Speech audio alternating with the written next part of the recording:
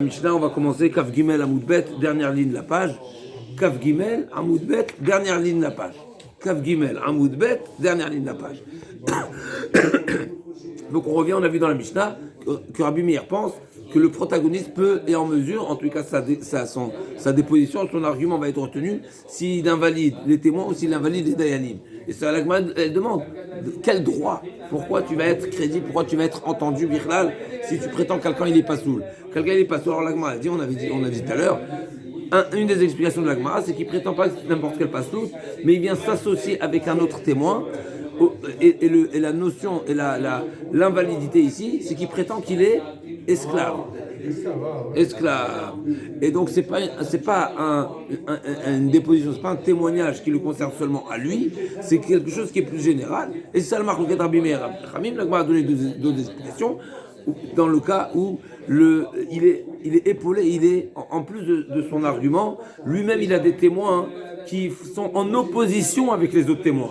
Donc ici il y a deux éléments. Un, la paire de témoins de l'autre protagoniste est discutée. Donc elle est pas évidente. Donc les témoins peut-être c'est des menteurs. Elle n'est pas acceptable parce que finalement il y a une hakracha, ce qu'on appelle. Il y a une paire qui dit blanc, une paire qui dit noir. De toutes les façons, les témoins sont en suspens. Et dans ce cas-là, Rabbi Meir dit, si le premier vient dire que les témoins, non seulement c'est des menteurs, parce que j'ai une preuve que c'est des menteurs. Une preuve que c'est des menteurs. Il y a un soupçon que c'est des menteurs. Pourquoi? Parce que j'ai des témoins avec moi qui prétendent l'inverse de ce qu'ils disent. Les deuxièmes. Et deuxièmement, moi je vous fais une déclaration que ces témoins sont des faux témoins. Ils sont des faux témoins parce qu'ils sont pas sourds, parce qu'ils ont une invalidité quelconque, etc. Donc ça c'était la première explication. Là on revient, Rabbi va nous dire une autre explication. En réalité, le dîn de Rabbi Meir qui considère ou qui accepte la déclaration du protagoniste au sujet des dayanim et au sujet des edim, on parle du cas où le protagoniste invalide tout le monde. Et les témoins et les juges. On arrive. Donc, qui a Taravin? Attends, on va voir pourquoi c'est différent. On va voir. Qui a Taravin Omar Bi Yochanan? Une autre interprétation. Mais comment tu peux invalider? C'est ça la question. Qui es-tu? Voilà. C'est la question. Même le témoin de qui tu es. Qui tu es? Quelle force tu as? Ça, c'est toi qui dis. Moi, je demande, tout homme, toute personne, si, il faut deux témoins pour invalider. Et deuxièmement, lui, il est jugé parti ici. Lui, il est concerné. Il a un intérêt ici. Donc, pourquoi on va l'écouter? Donc, d'abord, qui tu es pour invalider? Et deuxièmement, tu es concerné ici dans l'histoire. Donc, on ne va pas t'écouter. D'accord? Donc, c'est les deux questions ici. Donc, il faut comprendre Rabbi Meir. Quelle est l'explication et le sens de Rabbi Meir qui prend en considération la déposition et la déclaration du protagoniste qui va invalider les témoins ou les daïns. La Gemara a dit, Kiataravin, il donne une réponse. Tu sais de quoi on parle ici? Où le protagoniste, qu'est-ce qu'il a prétendu? Un, que les témoins étaient nuls. Deuxièmement, que les juges sont nuls. L'affaire ne s'arrête pas là. Et après vérification, on a constaté qu'effectivement les témoins sont nuls. Ça s'est établi.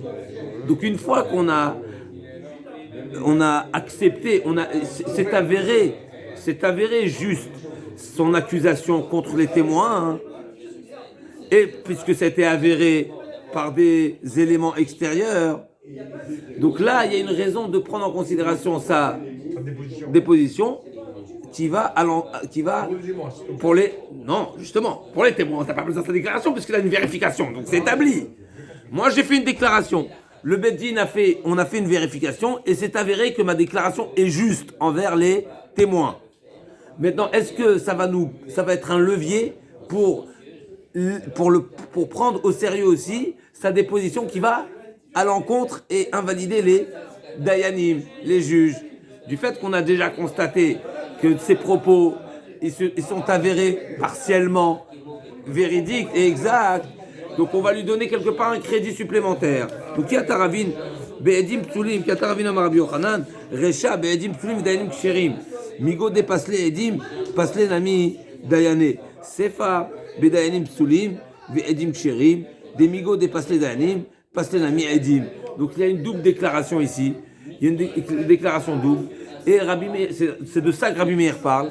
Donc dans le premier cas, on parle qu'il y avait que le protagoniste, donc l'accusé, prétend et que les témoins sont invalides et que le Dayanim sont invalides. Et il s'est avéré qu'une partie de sa déclaration s'est avérée juste. Par exemple, dans la première partie de la Mishnah, que les témoins sont invalides. Eh bien, la Gemara dit, du fait qu'il s'est avéré qu'ils sont invalides, eh bien, on va également accepter sa déposition qui va à l'encontre des Dayanim. Et dans le deuxième cas de la Mishnah, pareil, il a fait une double déclaration, et au sujet des Dayanim, et au sujet des témoins, et il s'est avéré que la déclaration qui est à l'encontre des Dayanim s'est avérée juste. Eh bien, on va invalider également les témoins. C'est un migo comme ça, donc c'est un chidouche de Rabbi Meir et un chidouche de Rabbi Yochanan. Et la Gemara va rebondir tout sur ça. Rava objecte. Donc Rava, c'est l'élève de Rav Nachman. Là, c'est Rabbi Yochanan. Donc Rabbi Yochanan, donc c'est un Rav Nachman. Donc là, c'est un enseignement qui vient d'Eretz Israël. Et Rava objecte cette explication, cette interprétation de la Mishnah. Rava objecte. Qu'est-ce qu'il dit? Matkif la Rava, Bishlama, Migo dépasse les Edim, passe les Dayanim. Là, c'est acceptable de dire qu'une fois que j'ai invalidé les témoins, alors j'accepte toute la déposition du protagoniste et j'invalide également le Dayan. Ok, c'est pas dramatique. Pourquoi c'est pas dramatique? Mais je peux aller me faire juger par un autre tribunal. Il y a une solution à la problématique. Il y a d'autres tribunaux. Mais quand on parle de témoins, mais si j'ai pas mes témoins, mais j'ai rien du tout. Je peux pas avancer. Donc de dire que la déposition qui va à l'encontre du tribunal, elle sera un levier pour permettre aussi l'invalidité des témoins, parce qu'on dit migo, on dit du fait on prend un ensemble parce qu'on a déjà constaté qu'une partie de sa déposition s'est avérée juste et exacte. Mais ça, c'est pas logique, parce que celui qui n'a pas ses témoins, eh ben, il aura rien du tout, il aura plus de moyens, il perd ses moyens. Un tribunal, tu peux trouver un autre tribunal. Un témoin, tu peux pas trouver un autre. Mais parce que j'ai pas trouvé d'autres témoins. Toi, tu prétends avoir des témoins, Reuven et Shimon. Tu dis, tu sais quoi, non, t'as pas Reuven, prends les Yehuda. Mais les Yehuda, ils n'étaient pas présents. Moi, c'est ça mes témoins. Donc là, je dis, Matkifla, Ravabish, la Mamigo, dépasse les Edim, passe les Namidayane, Ikabedina, Arina. Je comprends cette logique de Migo, parce qu'il y a une solution. Parce qu'il y a un autre tribunal. Et là, Migo dépasse les Dayané, passe les Edim. Mais de dire qu'une fois qu'on a invalidé, qu'on a retenu la déposition qui va à l'encontre des juges, eh ben, ça va me permettre aussi de retenir l'accusation qui est envers les témoins. Ça, c'est pas logique. Pourquoi c'est pas logique? Parce que s'il n'a pas ses témoins, il va pas les trouver au marché, les témoins, n'est-ce pas? Et l'amigo dépassé d'année, passé d'ami Edim, va Edim Toulika. L'agma dit l'autre sicha, Dika Katacheret. L'agma dit, on parle du cas où la personne en question a d'autres témoins. C'est pas ça le problème. Donc il y a une solution. Donc ici c'est vraiment ridouche sur ridouche. Déjà le fait d'invalider, d'employer la notion de migo, c'est un ridouche. Mais en plus de ça, l'agma dit, c'est seulement dans le cas où effectivement on ne le pénalise pas totalement, puisqu'il pourrait avoir des solutions, à savoir, il peut avoir d'autres témoins. L'agma dit, l'agma dit effectivement, donc si il n'est pas en mesure d'avoir d'autres témoins, donc il sera pas retenu. On va pas lui invalider les témoins. Achinami de l'oma se pasle, aïnou de Ravdimi, ika benayou migo, demar savar minan migo, umar savar lo amrinan migo. L'agma dit, d'après cette explication, donc s'il n'y a pas de solution d'avoir d'autres témoins, alors ça rejoint les propos de Rav Dimi. Alors, on est bon. Donc l'agma a dit, il en sortirait ici que d'après cette explication de Rabbi Yochanan, et d'après la réponse qu'on vient de poser à la question de Rava, c'est seulement dans le cas où le protagoniste prétend avoir plusieurs paires de témoins qu'il y a le sujet de Marloquette entre Rabbi Meir et Chachamim. À savoir, d'après Rabbi Meir, du fait qu'il y a d'autres témoins possibles, donc on se permet d'invalider les premiers. C'est-à-dire qu'on va lui dire, amène une autre paire de témoins. Et d'après Rabbanan, non. Alors ça rejoint le cas de figure, on va dire, en tout cas l'interprétation, la Okimta de Rav Dimi, qui nous a dit que leur point de marloquette, il est quand il y a deux paires de témoins. Donc c'est similaire. L'agma dit oui, effectivement, mais c'est pas la même la même explication. C'est pas le même fond de Marloquette. D'après Rabbi Yochanan, le point de Marloquette entre Rabbi Meir et Chachamim dans la Mishnah, est-ce que le protagoniste est crédible d'invalider ou pas, est fondé, est basé et expliqué par un migo. C'est-à-dire, est-ce que je dis du fait qu'il a été crédible sur une partie, il va être crédible aussi sur la deuxième partie. Alors que Rav Dimi, c'est pas du tout ça le sens de la Marloquette de Rabbi Meir et Rabbanan d'après Rav Dimi. Ok, Goufa. Amarish Lakish. Donc on reprend Goufa. On continue. Dilin Duo. Goufa, premier mot de la ligne. Goufa Amarish Lakish. Pekadosh. Yomar Davarze. D'accord. Donc l'Agma a dit, Rish Lakish a dit, c'est impensable de dire que Rabbi Meir accepte et tolère et considère l'accusation du protagoniste qui viendrait invalider les témoins. Qui tu es, toi, protagoniste, pour que ta déposition soit prise au sérieux à tel point que tu puisses invalider des témoins. Depuis quand on a vu deux choses. D'abord, tu es concerné, tu es accusé. Deuxièmement, tu es seul, tu es unique, tu es solitaire. C'est pas une paire de témoins. Une paire de témoins peut invalider quelqu'un. D'accord. Donc ça c'est Alpi Shneim Dim Yakum Davar. Là tu es seul, un contre un. Pourquoi tu vas faire le poids contre l'autre? T'es un contre deux, pardon, Mechila. T'es un contre deux, comment tu fais le poids? Et deuxièmement, t'es concerné. Qu'est-ce qu'il a répondu à ça? Rish Lakish, forcément on est obligé de dire que Rabbi Meir n'a jamais autorisé, n'a jamais n'a jamais dit que le protagoniste peut invalider la paire de témoins, mais il peut invalider un témoin. Et sur ça, l'Agma l'a demandé. Mais ce témoin, il témoigne quoi? Il accuse quoi? Dîner mamonote, mais c'est sûr, il est nul. Un témoin n'est pas suffisant. Et s'il vient imposer une chevoie, alors effectivement, il a oui du poids. Donc comment tu peux te défaire de cette accusation du témoin? Alors on reprend l'Agmara. Donc Amarish Lakish, Pekadosh, Yomar Davarze, est-ce pensable de dire que Rabbi Meir a dit que le protagoniste peut invalider les deux témoins? Tane Aïdo, c'est un témoin. Donc il peut invalider le témoin. Sur ça, l'Agma a posé la question, n'est-ce pas, comme on l'a dit. Et l'Agma a dit qu'on parle pas de... on parle la conclusion de ce sujet, c'est qu'on parle d'un témoin qui n'a pas le titre de témoin, mais qu'on se l'est pris sur soi. On a accepté de se faire témoigner ou de se faire juger par quelqu'un qui, normalement, n'est pas en mesure de nous témoigner. Pourquoi? Parce qu'il est proche. D'accord? Donc c'est dans ce cas-là qu'on parle. Et au final, d'après Rabbi Meir, ceux qui ont accepté de se faire juger ou témoigner par des proches, ils ont fait marche arrière. D'accord? On reprend. L'Agma a dit, Amar Rish Lakish, Pekadosh Umar Davarze, Tane Edo. Donc Rish Lakish est revenu sur les propos de Rabbi Meir. Pekadosh, est-ce qu'il est possible, est-ce pensable que Rabbi Meir a dit quelque chose qui est illogique? C'est pour ça qu'il a modifié dans la Mishnah.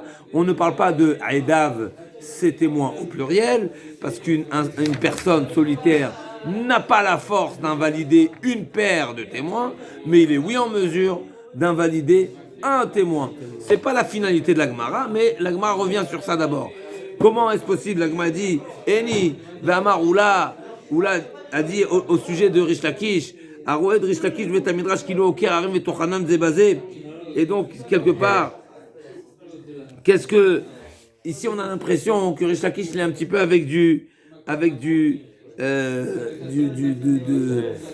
recul, avec un petit peu de réticence. Voilà, Chazak. Là, on parle pas de. On parle d'une grande poiture. Vis-à-vis de Rabbi Meir. On parle de Rabbi Meir. Rish Lakish, c'est un Mora. Rabbi Meir, c'est un Tana.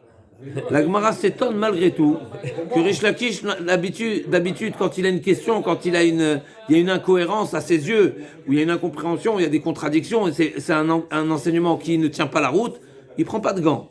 Et là, la Gemara elle est étonnée, comment se fait-il que Rabbi Rish Lakish a pris des gants, et avec beaucoup de considération, il a dit, est-ce possible que Rabbi Meir dit comme ça? Non, d'habitude, c'est pas comme ça, c'est pas son approche. D'habitude, il a une question, et il tire devant, voilà. Khazak, bulldozer. D'accord? Donc, Kilo Kerarim, Arim, l'Agma dit, Valo, Kolaroi, Rabbi Meir, l'Agma dit, Amaravina, Valo, toi tu me dis que Rish Lakish, c'est quelqu'un qui est un bulldozer, n'est-ce pas? Mais alors, mais Rabbi Meir aussi. Donc là, Rish Lakish, il a un bulldozer en face de lui. Lui-même, il sait, n'est-ce pas? C'est une manière de dire. Valo, Amaravina, Valo, Kol Aroet Rabbi Meir, Bevet Midrash Kiloker Harim, pas les montagnes, les grands sommets, n'est-ce pas? L'Everest ou les pics, voilà. Betochanam c'est basé et sa manière également d'étudier, elle est très profonde, elle est écrasante. Achika Amar, Boré Kama Mechavin Zézé. La Gemara dit non, Oula n'a jamais dit, c'est pas ça son étonnement. C'est pas comment Rish Lakish a pris des gants, c'est pas ça l'histoire. C'est une manière de dire au contraire combien il a eu de considération envers Rabbi Meir, et donc avec beaucoup de respect, il a dit, exact. Beaucoup de respect, c'est en français, beaucoup de respect. Rish Lakish s'étonne sur les propos de Rabbi Meir. Qui a des actifs Rabbi Vikamar Asur Latmin Tatsonen, Amar Elfanam Ishmael Rabbi aussi, Abba Itir Latmin Tatsonen. Donc une fois Rabbi a enseigné que Shabbat nous n'avons pas le droit de l'atmin. C'est quoi l'atmin? Couvrir. Exactement, totalement. Enfuir. Effectivement. Donc on n'a pas le droit de recouvrir, n'est-ce pas, d'emmitoufler Tsonen. Ici Rachid dit qu'on parle de l'eau, et donc il a peur que les eaux vont refroidir davantage, n'est-ce pas? Il fait moins de dehors, il veut les recouvrir. Assour l'atmin, on n'a pas le droit de les mettre dans du sable, donc on sait qu'il y a différents matériaux différents, avec lesquels on a le droit ou pas d'être matmin, et même le tsonen ici, donc même si c'est de l'eau qui n'est pas bouillante, pour Shabbat, donc au contraire, l'atmin tatsonen, donc lui au contraire, lui il veut maintenir l'eau fraîche, d'accord? Mais qu'est-ce qu'il veut? Il veut conserver, dans quoi il met? Dans le sable. Donc normalement le sable, c'est voilà. Si c'est chaud, le sable, il est, qu'on appelle ça, il prend la température. Il s'adapte. Si c'est chaud, il va maintenir la chaleur. Et si c'est froid, c'est habituellement c'est pas le sable, c'est la terre. Mais en tous les cas, à l'époque, quand il n'y avait pas de frigo, n'est-ce pas, où il mettait? Dans le sol. Voilà, c'est froid. Voilà. Maintenant, si c'est chaud, ça maintient la chaleur. Ok. Et donc Rébi a dit, on fait pas de différence du fait que la atmana, de manière générale, en général, la atmana, on souhaite maintenir la chaleur. Et c'est interdit d'être matmine dans du sable. Mais ils n'ont pas fait la différence entre du chaud et du froid. Tu n'enfouines pas ton récipient. On ne tient pas compte de l'état de l'aliment. Dans aucun cas, ce sera autorisé. Et sur ça, Rabbi Ishmael ben Rabbi Yossi, il a dit, mon père a autorisé. Comme c'est dit à Rébi. Toi, tu interdis, mon père, il a autorisé. Donc, Amar, il fait Rabbi Ishmael ben Rabbi Yossi, Abba Yitir la tête de Amarlé, Kvar Orazaken. Et donc, il a fait, quelque part, Rabbi a fait marche arrière. Il a dit, si ton père l'a autorisé, ça y est, c'est validé. C'est déjà, Kvar Orazaken, c'est une formule qu'on retrouve, on va voir dans la suite de la Gemara, avec Chazak, effectivement. Et donc, la Gemara a dit, Amar Rafapa, à ce sujet-là, Rafapa a dit, Bour est pareil, Bour est Kama Mechavin Zézé. Regarde combien Rébi avait de la considération pour Rabbi aussi, alors que si Rabbi aussi il était présent, qui est-ce qui se serait accroupi? C'est pas la belle manière de dire, mais en tous les cas, qui se serait soumis à la décision de qui? C'est Rabbi aussi qui serait soumis à Rébi. Et là, Rébi, il a dit, ton père a déjà dit, eh ben il a déjà autorisé. Alors que normalement, Rabbi aussi, il honorait. On reprend. C'est un Tana, Rabbi aussi. L'Agma a dit Amar Rafapa Boré Kama Mechavin Zézé, Dilou Rabbi aussi Kayam, Aya Kafou Vyoshev Fne Rébi. Dit à Rabbi Shmuel ben Rabbi aussi, mais Malé Makom Avota Vava, Vaya Kafou Vyoshev Fne Rébi. Si Rabbi aussi, il était devant Rébi, il se serait soumis, incliné, Chazak, sur incliné aux décisions de Rébi. C'est quoi la preuve? Parce que Rabbi Shmuel ben Rabbi aussi, le fils de Rabbi aussi, était au niveau de Rabbi aussi. Et malgré tout, son père, regardez le calcul, Rabbi Ishmael était au niveau de son père. Et malgré tout, Rabbi Ishmael se soumettait à Rébi. Donc la Gemara suppose que si Rabbi aussi également était face à Rabbi, il se serait aussi incliné à Rabbi. Et malgré tout, là, c'est Rabbi qui s'est incliné à Rabbi aussi. Pourquoi? Parce qu'il a dit, Kvar Orazaken, les anciens ont déjà conclu le sujet, ont déjà tranché, ont déjà autorisé. Je ne vais pas revenir sur ce qui a été déjà autorisé. Ça veut dire Rabbi, avec beaucoup d'humilité, on sait très bien qu'il était Hanav, n'est-ce pas, à l'image de Moshe Rabbeinu, même si Moshe Rabbeinu c'est extraordinaire, mais à l'image de Moshe Rabbeinu, et n'est-ce pas, il a dit, et c'est ce que Rabbi a enseigné, ok, et donc il s'est soumis, il s'est incliné à une décision qui a été déjà prise par les anciens, qui était Rabbi aussi. Et le père de Rabbi aussi, c'est qui? Le père de Rabbi aussi. C'est le sujet. Rabbi Ishmael, c'est Rabbi Ishmael, le fils de Rabbi aussi. Donc, Rabbi aussi, Exactement. Donc, comme Rabbi Oshaya, donc comme on a ouvert cette parenthèse-là de Rish Lakish qui s'est exprimé de cette manière, Pekadosh, on a ramené aussi l'enseignement de Rabbi qui s'est soumis à Rabbi, à l'autorisation, à la tolérance de Rabbi aussi. Et là, la Gemara va continuer à ouvrir dans cette parenthèse comment les Chachamim avaient de la considération l'un envers l'autre. Ils étaient mechavev. Mechavev, c'est pas seulement de la considération. Mechavev, c'est chérir, c'est respect, valoriser. Admirer la connaissance. Je ne sais pas si on parle de la connaissance, on parle de la personnage. Amar Rabbi Yoshaya, ma dirtiv, vaikach li shne maklot, lechad karati noam, lechad karati chovlim, vaere et atzos asul pasuk. Donc Rabbi Yoshaya, il interprète ce pasuk. Akadosh Baruch Hu dit, Akadosh Baruch Hu qui est comparé, comme le shalom, bien sûr, c'est pas au premier degré, mais c'est celui qui roe Israël, c'est celui qui nous fait nos bergers, Chazak Baruch. Et de même que le berger a besoin des fois du bâton. Il y a aussi la flûte, n'est-ce pas? Le berger, il a la flûte. Il y a aussi le bâton. D'accord? Alors pareil, Akadosh Baruch Hu place des chachamim, des chachamim, qui sont clairvoyants pour nous diriger. Akadosh Baruch Hu place des bergers. On a plein de bergers. Vous savez, tous les bergers qu'on a, tous les chachamim, c'est nos bergers. Et même ceux qui sont partis, ils nous ont laissé des enseignements écrits, oraux. C'est les bergers. Les bergers, et il y a les bergers qui, des fois, utilisent aussi également le bâton. Et Noam, et l'ou Talmidei Chachamim, Beretzrei Shema Ne'imim. Donc on a deux types de Talmidei Chachamim. On a ceux qui utilisent le bâton, comme à l'époque, n'est-ce pas? Il y a besoin, ça dépend pour qui, ça dépend quand, mais des fois il faut le bâton. D'accord? Des fois il faut le bâton. Il faut être capable de supporter les coups, parce qu'effectivement, même celui qui est chayav, il est chayav malkout, on va faire une évaluation, est-ce qu'il est capable de les supporter? Effectivement, mais s'il est capable de les supporter, c'est comme ça que ça doit se faire. Souvent, alors des fois on n'a pas besoin du bâton, mais quand il est nécessaire, il est nécessaire. Donc il y avait deux types de Talmidei Chachamim. Il y a ceux qui font usage du bâton et il y a ceux qui sont noam, qui sont agréables. En Eretz Israël, ils étaient plus agréables, même si d'un côté on dit qu'ils étaient plus secs, plus sévères, mais il y a quelque chose ici, noam. Talmidei Chachamim chez Eretz Israël, shemani'imim lazeh ba'alacha, et chovlim et le Talmidei Chachamim chez Bebavel, shemechablim zeh ba'alacha. Donc il y avait deux approches, deux types de catégories, et peut-être bien sûr c'est lié les deux, mais en Eretz Israël, l'Agma nous dit ils étaient plus doux entre eux, et alors qu'en Bavel ils se fracassaient. Chovel, n'est-ce pas, ils se blessaient, ils s'arrachaient dans la Chovlim zeh ba'alacha. Donc chacun, la manière, même l'approche, on voit le Talmud Bavli et le Talmud Yerushalmi, ils ont une autre en tous les cas, d'expression. C'est sûr que pour échanger, pour clarifier quelque chose, on se doit d'essayer de comparer, et lui il objecte, et lui il répond. Mais il y avait quand même différentes approches, et on le voit dans le Talmud Bavli. Le Talmud Bavli, c'est question-réponse, c'est qu'est-ce que tu as pensé, alors que c'est marqué comme ça là-bas, Kashiat, Tioufta, etc. On ne retrouve pas ça dans le Bavli, dans le Yerushalmi. À leur niveau. Mais quand on s'adresse au peuple comme ça...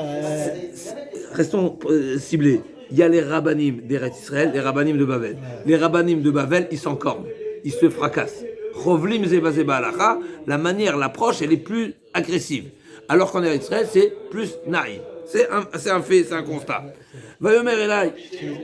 Pardon? Oui. Chazak Nachon.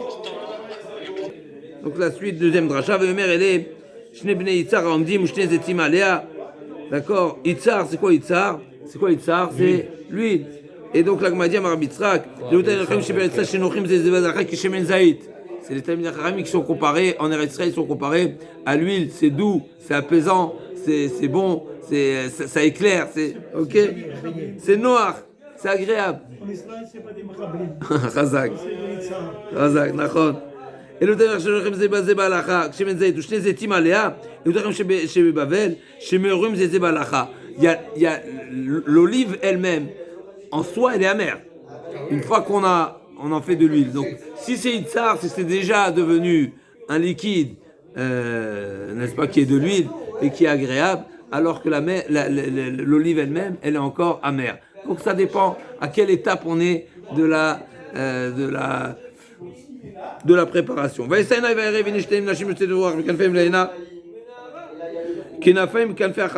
vous avez des ailes. Donc j'ai vu, c'était la prophétie de Zecharia, que je a montré à Zecharia que à la fin des temps, les Bnei Israël vont réussir à isoler le Yetzer Hara, ne plus être sujet au Yetzer Hara, pouvoir le maîtriser, le neutraliser. Et donc, comment il a montré, c'est quoi la vision qu'il a eue, Zecharia? C'est qu'il a vu comme deux femmes qui avaient qui soufflaient avec leurs ailes, qui battaient des ailes, et donc il y avait du vent qui s'échappait, et ils avaient des ailes similaires à la chassida. C'est quoi la chassida? Non, le signe. Le signe. Ouais. Comment ça s'appelle? Le flamant rose. Non, pas ça? C'est pas flamant rose. Tisena Aefa, et ils ont soulevé une Efa, donc une Efa c'est une mesure, n'est-ce pas? On a parlé de la mincha dans l'autre shiur, donc Aefa, Ben Hashamu Ben Haaretz, Vayomer la Malach Adoverbi, Anem Amolchet Aefa, où est-ce qu'il déplace cet ustensile-là qui est de cette mesure de la Efa?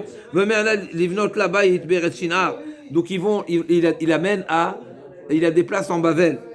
Amar Rabbi Yochaim, Shmuel Rabbi Shimon Yochai, ces deux femmes-là qui sont mentionnées dans cette névoie, c'est à quoi elles font allusion, n'est-ce pas? Où elles battaient des ailes et elles émettaient de l'air en battant des ailes.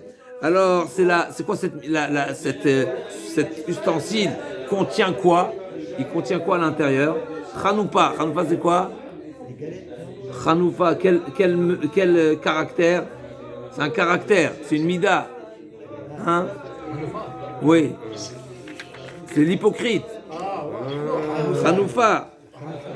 Et Gassodroar. Et l'orgueil, l'air hautain, celui qui se prend pour, n'est-ce pas, qui a beaucoup d'air, qui est plein d'air, n'est-ce pas? Et où ils l'ont amené ça? Ils ont amené ça à Sheyardou les Bavel. Tous ces mauvais états d'âme, n'est-ce pas, ces mauvais caractères, ils ont été déplacés en Bavel. Ils étaient où? Ils étaient concrétisés où, tous ces trucs-là? Dans la poêle? Chez l'image. Oui, non, bien mais sûr. c'est pour commencer. Donc ils sont partis en Bavel. Ces mauvais caractères ont été... Alors, elles ont battu des ailes. Elles ont pris la Efa, ils l'ont amené à Bavel. Qu'est-ce qu'il y avait dans cette Efa, dans cette mesure? Chanoufa et Gassodroar. Ok, d'accord. Ok, merci Rab. Vegassodroar, le Bavel Nachid, l'Agma elle demande pourquoi c'est les Irakiens qui sont... Est-ce que c'est l'Irak, ok? Qui ont la Gassodroar, alors qu'a priori la Gassodroar est attribuée à d'autres nations. Ve'amarmar, Asar Kabin Gassut Yardou Laolam, Tish'anat Na'ilam, c'est Elam qui est pris de ce mauvais caractère, et c'est eux qui ont la majorité de ce défaut. La Gemara a dit oui, effectivement, c'est d'abord descendu à Bavel et ensuite ça s'est étendu, ouais, effectivement. C'est proche de Bavel. Alors exactement, je ne sais pas quoi te dire. C'est frontalier. Oui, c'est frontalier. Bavel, Vishtarouvé ou des Ishtarbev, les Elam. Donc c'est arrivé en Bavel et effectivement, c'est Elam qui a. Ça s'est étendu à Elam et c'est là-bas que ça s'est retrouvé essentiellement. Daïkam Dinamid Dirtiv, Livnot Labait Beret Shinar, Shmamina, du fait c'est marqué Livnot Labait. Là, c'est une prophétie pour la fin du temps, c'est ça? Oui. Est-ce qu'il peut exister un truc comme ça, là? On parle de Babel. On n'est plus en Babel. C'est vraiment, il y a beaucoup de détails qui vont pas. Exactement, je suis d'accord, Khazak, c'est une bonne remarque, Shomer. Donc là, comme a dit, forcément, c'est que l'Agma va amener une preuve à cette interprétation. Pourquoi? Parce qu'au départ c'est marqué au pluriel, en plus c'est marqué Baït au singulier. Donc forcément, c'est que au départ c'est arrivé à Bavel et ensuite ça s'est étendu ailleurs. Donc à Bavel il reste pas la grande part de ce défaut-là. Ve'amar l'Agma demande Siman Egastarouach Aniout Ve'aniout les Bavel Nachit. L'Agma dit ok, mais j'ai un problème ici. C'est que normalement il y a un lien entre la pauvreté et le gazoutar. Celui qui est gazouar, celui qui est hautain, celui qui est orgueilleux, eh ben malheureusement ça s'exprime par de la pauvreté. Et à Bavel, j'ai trouvé la pauvreté. Donc a priori il y a un petit paradoxe, puisque d'un côté je vois la pauvreté, mais d'un côté tu me dis que la gazoutar, elle est partie à Elam. Donc c'est pas les bonnes personnes qui ont été punies du sort qui mérite. L'Agmara dit Maï Aniout Betorah. Quand on parle de Aniout, c'est quoi que le gazrouar, il est pauvre? C'est pas pauvre en financier, c'est pauvre en Torah. C'est ça la pauvreté, la vraie pauvreté. Dirtiv Achot Lanu Ketanav Shadaim En. D'accord, Amar Rabbi Yochanan, Zo Elam chez Zartal Ilmod, Velo Zartal Elamed. Elam qui était proche de Bavel, comme nous avons dit. Effectivement, il y avait des enseignements ils ont étudié la Torah, mais il n'y a pas eu de retransmission, il n'y a pas eu de suite à ce qu'ils ont appris. Et c'est seulement à Bavel, où, comme ça les commentaires nous disent, à Bavel où il y avait Ezra, qui a été le vecteur, qui a été le puits de Torah et qui a été le puits de l'enseignement de la Torah. Maï Bavel, Amar Rabbi Yochanan, Beloula Bemikra, Beloula Bemishna, Beloula Betalmud. Bavel, qui a mérité cette appellation de Bavel, c'est parce qu'effectivement, c'est là-bas où s'est développée toute la Torah orale pendant des centaines d'années et jusqu'à aujourd'hui, on a leur enseignement. Et Baloul, c'est quoi Baloul? C'est mélanger. Mélanger, ça veut dire que dans le Bavli, dans le Talmud Bavli, il y a tous les sujets et on retrouve de la Torah orale, des interprétations des psukim de la Torah orale, de la Torah bien sûr, et de la Torah écrite, pardon, et la Torah orale également. C'est quoi? C'est une ville, Elam? C'est une ville, un pays qui est à côté de Bavel, frontalier. Il y a pas de c'est partout. Pardon? Tout est gaz. Tu auras peut-être une réponse avec la suite de la Gemara. Bemachashakim Oshivanikim Teolam. Akjouarou, il a souhaité justement Machashakim mettre dans le Rocher Oshivanikim Teolam. Donc là on parle du passou qui est dans Echa, bien sûr, qui est connu. Et c'est une prophétie de Hermia qui se lamentait qu'Akjouarou nous a placé malgré tout en Bavel qui était obscur par rapport à Eretz Israël, effectivement, mais on a quand même mérité à Marbirmia Zetalmuda chez le Bavel. Et pourquoi effectivement il a comparé Bavel à une région obscure? C'est parce qu'en réalité, voilà, la manière comme nous avons dit, la manière d'étudier, voilà, Chazak Baruch, elle n'était pas, il n'y avait pas de cadeau, il ne se faisait pas de cadeau là-bas. Donc quelque part, c'est un petit peu obscur par rapport un petit peu à cette étude qui était en Eretz Israël où c'était plus clair. Là, si finalement il y a de la violence dans l'étude, c'est que finalement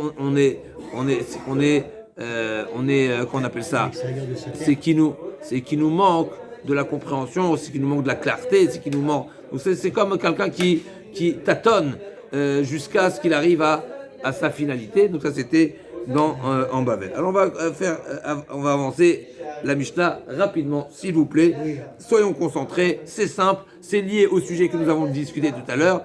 Un homme est en mesure d'accepter de se faire juger ou témoigner par un proche ou par quelqu'un qui est invalide officiellement. D'accord? J'ai la possibilité de m'engager, de me faire juger par quelqu'un qui est pas reconnu officiellement par la Torah. Un proche, quelqu'un d'invalide, incompétent, etc. Et cet engagement est engagement. On a vu que c'est le Marloket Arbim et Rachamim, on va le voir tout de suite. Donc, Amarlo, Amar Neman alayaba, Neman alayavicha, Nemanim alay shlosha roe bakar. Quelqu'un qui dit, je m'engage, j'accepte, me faire accuser, témoigner par Neman alayaba, par ou bien juger, oui, témoigner, juger par le père, donc le père des protagonistes, mon père, ton père, ou bien Shlosharo et Bakar, des incompétents, c'est des bergers, donc ils ne sont pas forcément compétents en jugement. Rabbi Meir Omer, Yachol Arzorbo. Est-ce qu'il peut faire marche arrière de son engagement ou pas? Marloquette. On est bon? Rabbi Meir dit, il peut faire marche arrière. Chachaim dit, il ne peut pas faire marche arrière. L'Agmara dit, un autre exemple. Si un des protagonistes avait le devoir de jurer, donc le Bedin a dit, a tranché, jure pour être dispensé. N'est-ce pas? Comme par exemple, un modébé miktsat, ou quelqu'un qui a été accusé par un témoin, il doit jurer. Un des protagonistes avait le devoir de jurer pour s'acquitter. Ve'amarlo, dor libechai roshcha. Rabbi Meir Omer, Yachol Arzorbo. Vachaim omrim en Yachol Arzorbo. Donc il lui a dit, il lui a juré, Nachon, sur ta vie, n'est-ce pas? Jure-moi sur ta vie. Okay? Alors là aussi, il lui a dit, d'accord. Donc normalement, une choua, n'est-ce pas? Quelqu'un qui rêve choua, normalement. Comment on jure? Il y a plus. Hein? Quand on jure. Chazak ou Baruch, c'est quelque chose qui est sérieux. Lui, il a dit, c'est quoi? Je te dispense. Jure-moi sur ta vie, pas plus. Est-ce qu'il peut faire marche arrière ou pas? Donc, c'est-à-dire qu'un des protagonistes a accepté qu'il ne jure seulement une choix qui n'est pas aussi sévère et sérieuse que ce que le Beddin lui aurait imposé. Est-ce qu'il peut faire marche arrière ou pas? Marloquette à nouveau. D'après Rabbi Meir, il peut faire marche arrière. D'après Ramim, une fois qu'il a accepté, une fois que c'est engagé, il n'y a pas de marche arrière possible.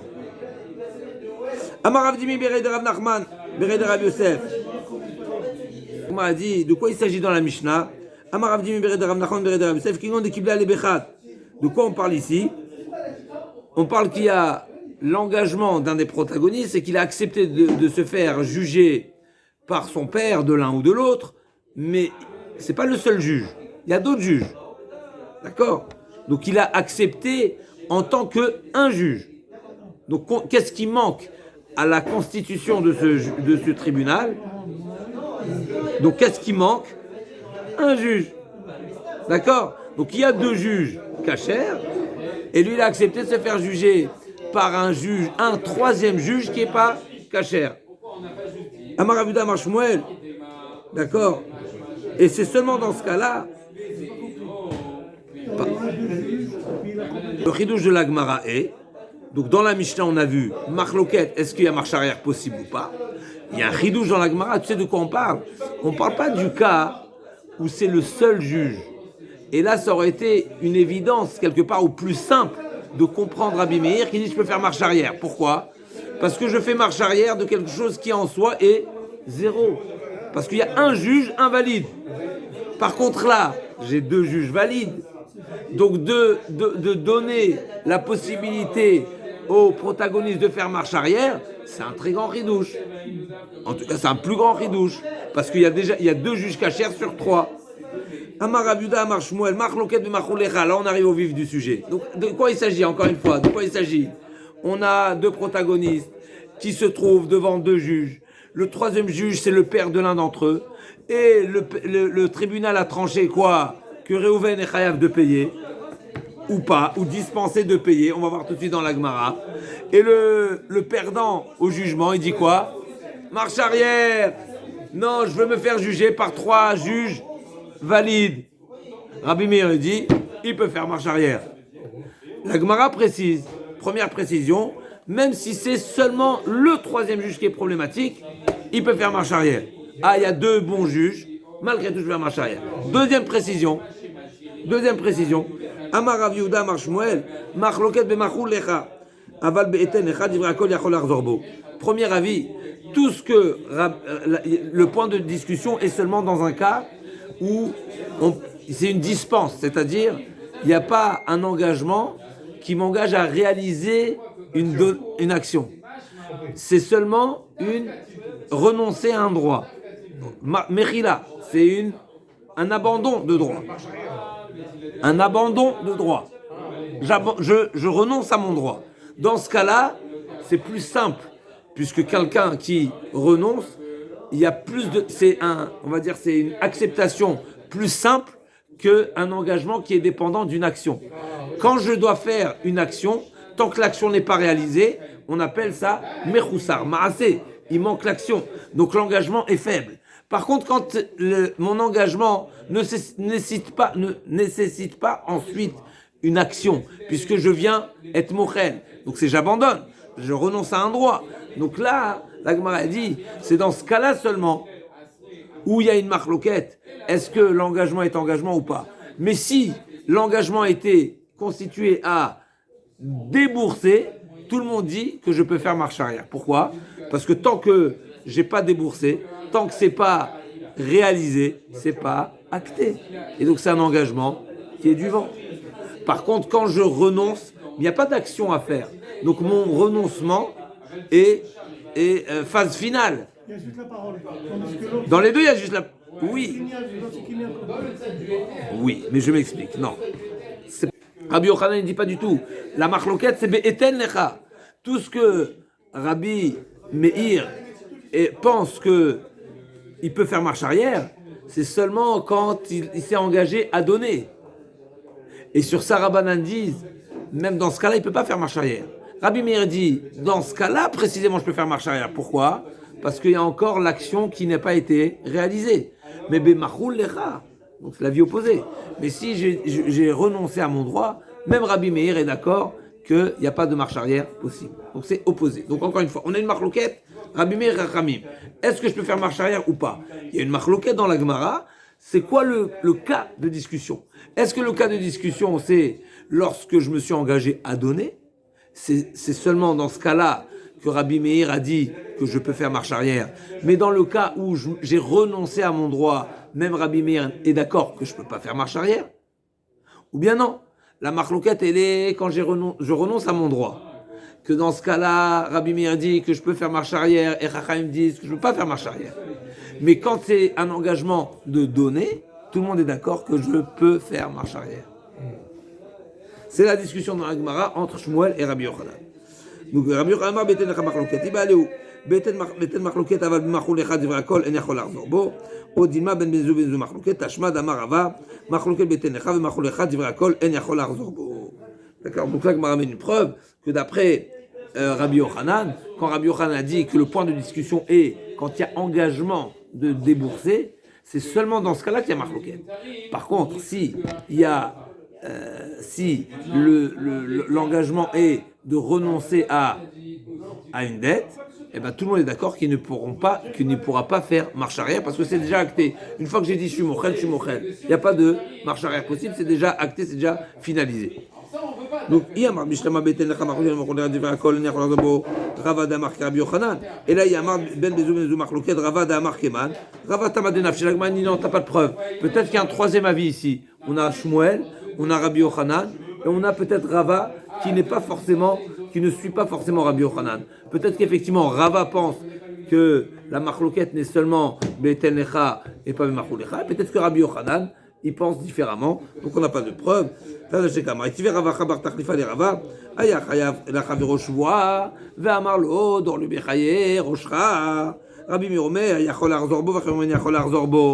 Gemara comprend au départ que celui qui dit jure-moi sur ta vie, donc pas sur le Sefer Torah, sur ta vie, c'est une manière d'être mochel. D'accord? Et on voit que Rabbi Meir, malgré tout, il dit qu'il peut faire marche arrière. Donc on voit que même dans Mechila, il y a marche arrière, d'après Rabbi Meir. Donc là, Gemara dit Rabbi Meir, Omer, Yachol Arzor, Rabbi Meir, Yachol Arzor, Bo. Maïla, mais la Gemara dit de quel type de chevois? Dans les chevois, on sait qu'il y a deux types de chevois. La chevois de Horaïta, n'est-ce pas? Habituellement, Kol Nishbaim Sheba Torah, Nishbaim, Velo Mishalmim. En général, pas en général, la Torah qui impose, quand est-ce que la Torah a imposé une chevoie? C'est une chevoie qui vient dispenser. C'est-à-dire, quand il y a une accusation contre une personne, et que la personne, ou bien elle est modébé mixtat, elle reconnaît partiellement, ou bien elle est accusée par un témoin, ou bien c'est un chômeur qui reconnaît en tout cas où il y a il y a un prétendant déposant qui déclare lui avoir déposé quoi que ce soit. Dans tous ces trois cas, ce que la Torah a imposé, l'accusé, le réclamer à jurer, c'est une manière de se dispenser de la réclamation. D'accord ? Donc quand je jure pour me dispenser. Il y a une autre catégorie de shuvua qui est shvuat anotlin. C'est-à-dire que Chachamim ont instauré, dans certains cas, ont donné le droit au réclameur de jurer et d'encaisser. Ça veut dire que par la shvuah, il va être crédible. Normalement, la shvuah vient dégager une accusation. Par le serment, j'authentifie ma dispense. Ça, c'est Minatora. Chachamim ont instauré dans certains cas où la shvuah va valider ma réclamation. C'est pas validé. Mes réclamations. Il y a des paroles de dispense, il y a des paroles de réclamation. D'accord? Donc la Gemara dit, Maïla ve'otan nishbaim ve'lo meshalmim davele kemachou lecha. La Gemara dit, lo be'otan nishbaim ve'lo tlim davele ke'eten lecha. La Gemara dit, ve'a tana le recha, tana to le bidat achim, tana to le bidat atzmo. Utsricha la Gemara dit, mais c'est déjà enseigné dans le début de la Mishnah. Donc pourquoi répéter quel est le chidouche de ce cas-là de jurer? Donc on a dit, il y a la discussion entre Rabbi Meir et Chachamim, dans le cas où je m'engage me faire juger ou me faire témoigner par un proche. Qu'est-ce qu'on a besoin de rajouter l'exemple jure sur ta vie, qui est aussi un point de discussion? La Gemara dit non, c'est un cas différent. Pourquoi? Parce que dans le premier cas, l'acceptation est de se faire juger par un étranger. D'accord? Donc, c'est pas que j'ai fait confiance au protagoniste. Là, c'est que j'ai fait confiance au protagoniste. Donc, c'est différent. C'est pas le même niveau. La Gemara dit tzricha. Pourquoi? Dit Tana. Tane tole bidat achim, tane tole bidat tzvut. Tzricha dit tane tole bidat achim. Be'akamar mi merde matzad arbe mishum de lo gamor makne. De'amar mi emar de mezakele. Il y a une différence fondamentale entre les deux cas. Quelqu'un qui dit je suis d'accord de me faire juger par mon père, il n'est pas convaincu que le père va l'accuser, peut-être qu'il va le défendre. Il ne sait pas encore quelle est la position du juge, même si c'est son père le juge. Mais peut-être qu'il va le défendre, peut-être qu'il va l'accuser, même si c'est le père de l'autre, peut-être qu'il va être neutre et peut-être qu'il va trancher. Moi qui me dis je suis d'accord de me faire juger par ton père, je ne suis pas convaincu, si j'ai confiance en le père de celui qui me réclame de l'argent, mais je ne suis pas convaincu qu'il va m'accuser, parce que pour moi, c'est une évidence que je suis dispensé, n'est-ce pas? Donc quand je dis je suis prêt à me faire juger par ton père, c'est parce que je pense que ton père aussi est suffisamment honnête et neutre pour m'acquitter si je suis acquitté. Donc quand je dis je m'engage à me faire juger, c'est parce que, tu sais pourquoi Rabbi Meir dit que je peux faire marche arrière? C'est parce que mon engagement n'était pas 100%. Pourquoi? Parce que j'espérais me faire acquitter. Par contre, quand je dis quand je dis jure et je te dispense, mais en réalité, je sais que tu vas jurer et que tu vas te dispenser. Donc j'aurais pu penser que Rabbi Meir, dans ce cas-là, ne va pas autoriser le marche arrière, parce que l'engagement est un engagement irréversible, c'est un engagement sincère, c'est un engagement évident, c'est un engagement de tout cœur, n'est-ce pas? Et si j'avais enseigné l'inverse, Rabbi Meir de Matzah d'Arbe Mishum de Logamor Makne de Amar Mi Emar de Mezakele, Aval Tole Bidat Atzmo, Ema Model ou les Rabanan, qui ne peut pas faire marche arrière, Mashminan Beabea Kam Rabanan, Aval Baye Ema Model et les Rabanan, les Rabbi Meir Tzrecha. Donc il était nécessaire de nous enseigner dans la Mishnah les deux cas de marloquette, qui est et le premier cas de se faire juger par un proche, et le deuxième cas, c'est lui d'attribuer ou de renoncer à la choua et d'accepter qui jure et qui se dispense. Alors on reviendra, il reste un petit passage jusqu'à la Mishnah, on reviendra demain, Bezrat Yitbarach.